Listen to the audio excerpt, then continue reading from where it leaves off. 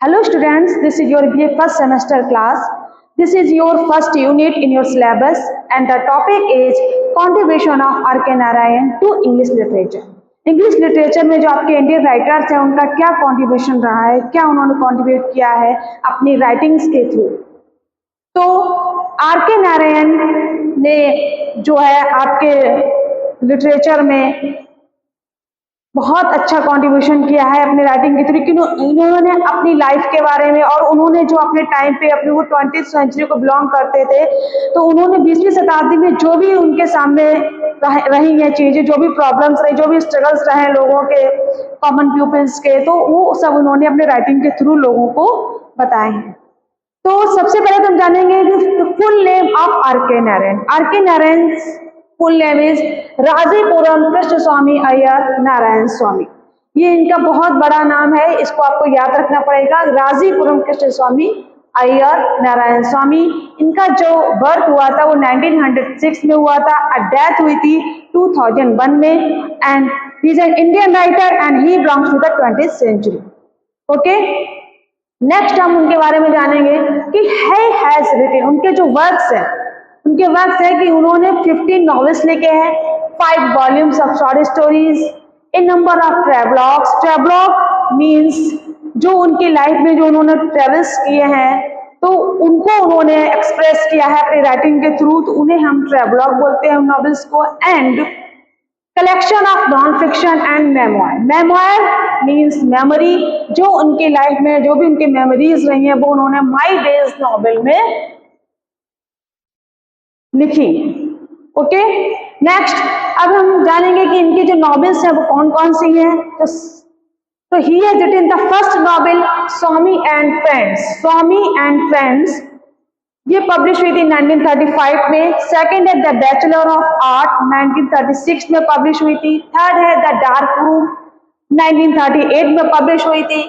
Fourth है the English teacher, इन्होंने एक इंग्लिश टीचर के बारे में लिखा है, जो उसकी क्या फीलिंग्स होती है, क्या इमोशंस होते हैं जब वो किसी जॉब में, इंग्लिश टीचिंग जॉब में होता है। 1945 में ही पब्लिश हुई थी। फिफ्थ है मिस्टर संपत, 1949। सिक्स्थ है द फाइनेंशियल एक्सपर्ट, 1952 में पब्लिश हुई थी। वेटिंग फॉर द महात्मा ये इन्होंने लिखी है। नेक्स्ट है द गाइड, सबसे इंपॉर्टेंट है द गाइड, जिसके लिए इनको साहित्य अकेडमी अवार्ड भी मिला था। ये जो नॉवेल है 1958 में पब्लिश की थी और इसके लिए इनको साहित्य अकेडमी अवार्ड भी मिला था।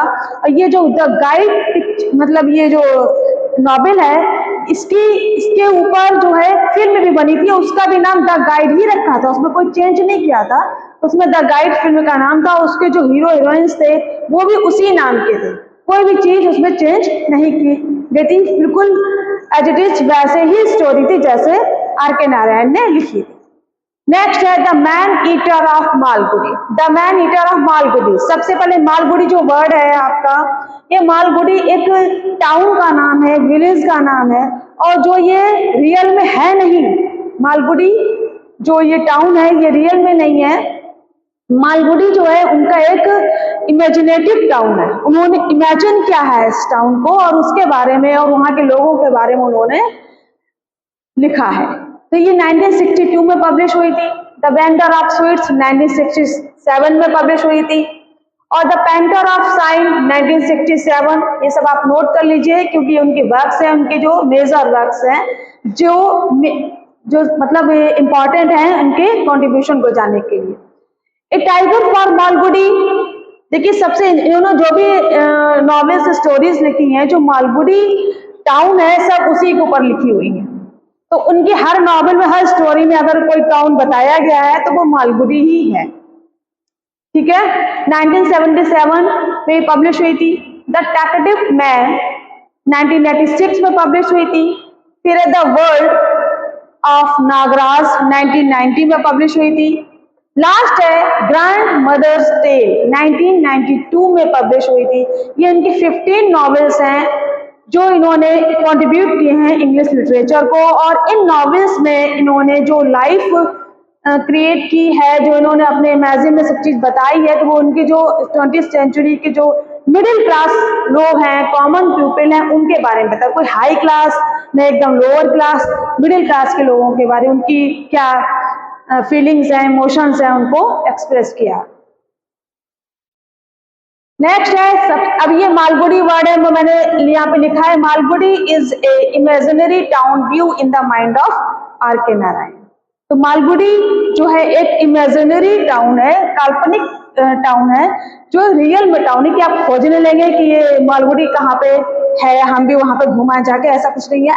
ये एक इमेजिनरी टाउन है आर के नारायण का।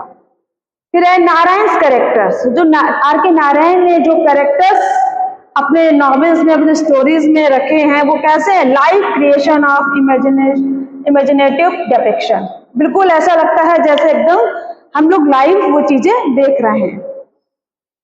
लास्ट में आते हैं इनके अवार्ड्स कि उनको अपनी लाइफ में क्या क्या अवार्ड्स मिले हैं। तो 1958 में ही रिसीव्ड द साहित्य academy award for the guide. जो इनकी नॉवेल है द गाइड, मैंने पहले ही बताया था कि इनको इस नॉवेल के लिए साहित्य अकेडमी अवार्ड मिला था।